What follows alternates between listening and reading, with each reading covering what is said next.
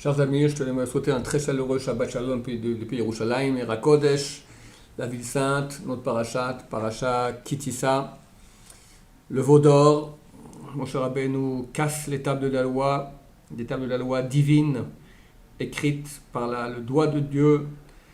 Les lettres étaient miraculeuses. Il y avait deux lettres qui étaient Samer le même, comme ça dit le traité Megillah, dont l'intérieur flottait, on peut dire, flottait dans les louchot, dans les tables, parce que les lettres allaient d'un côté à l'autre, et donc forcément l'intérieur c'est comme un O, le Samer, d'accord, donc l'intérieur se tenait au milieu par miracle, et Moshe Rabbeinu, il voit que le peuple d'Israël pêche, et il brise les tables de la loi.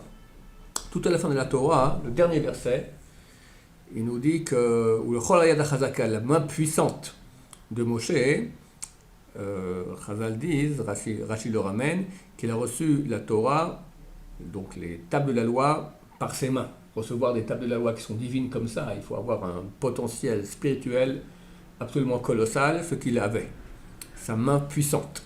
Le Chol Moragado, la grande crainte qu'il y avait, c'est tous les miracles qu'il a fait en Égypte et dans le désert. Et enfin, Asher Asa Moshe l'École Israël, que Moshe a fait face aux yeux d'Israël. Là, les sages d'Israël, comme le ramène Rachid, disent qu'il a lui-même, de son propre avis, a cassé, a brisé les tables de la loi, et Dieu lui a dit « Bravo que tu as fait cela ». La question se pose, pourquoi les briser? Alors, quand on va dans le parasha, Rachid le ramène, il a vu que le peuple d'Israël pratiquait l'Avodah Zarah, quittait toute la Torah. Celui qui fait l'Avodah Zarah, c'est comme s'il ne pratique plus rien.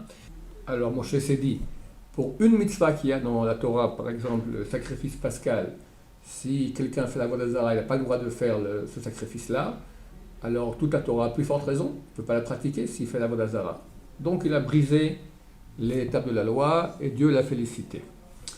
La question se pose, c'est une question que posent les Baalei Tosfot, les rabbins français du Moyen-Âge. Il dit pourquoi est-ce que Moshe Rabbeinu il a cassé les tables? Si Bnei Israël ne mérite pas de recevoir les tables, ok, mets-les de côté.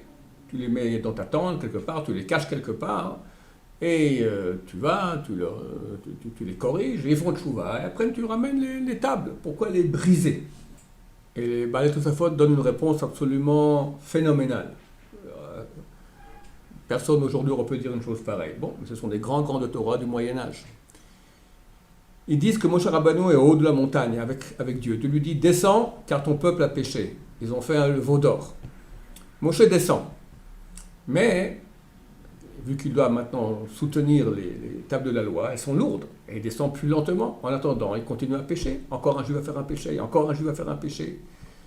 Alors, il s'est dit « Bon, il faut que je cours sans les tables. » Maintenant, ok, pas besoin de les casser, tu peux les poser. Disent les Baalei Tosafot, non, parce que quand il les pose, ça prend plus de temps que de les jeter. Il a voulu gagner encore une fraction de seconde. Peut-être je sauve encore un juif du péché. Il les a brisés, et comme ça, il a couru pour empêcher Israël de continuer à pécher. Phénoménal, regardez.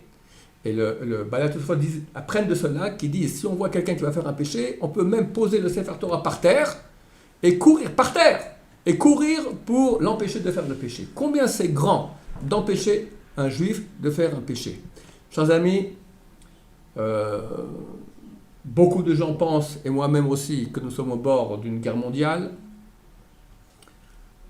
Nous pensons que c'est les guerres de Gog Magog qu'il y aura avant que Mashiach vienne, c'est la fin, et le train part.